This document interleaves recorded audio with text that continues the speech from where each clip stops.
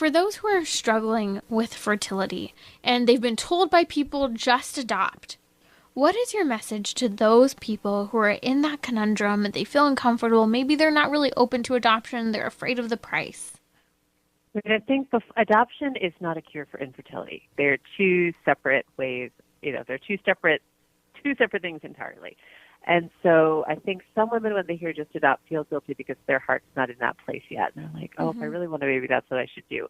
But it's the exact thing you should not do because first you have to start the healing from infertility. You have to make peace with the fact that your body is not doing what it wants it to do. For me, that meant stepping back from all fertility treatments for a while before we even began the adoption process. So no more NAPRO, no vitamins, no special diet, like all of it, no charting.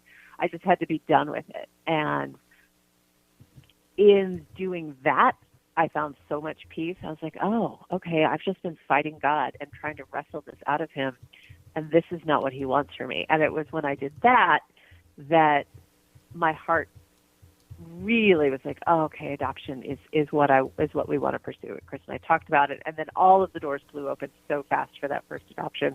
And I think that's what God wants you to do. He wants you to be healed of the pain of infertility, or at least start that process, because it's not something you're going to get over in a week or a month or a year.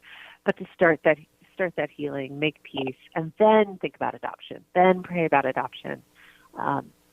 God speaks to us through the peace, and so that's what you have to find first before you move on to the adoption process. And talk to people about it. Don't keep. There's so many women struggling with infertility, so many women suffering, and so many, unfortunately, feel like they have to suffer alone, and they don't.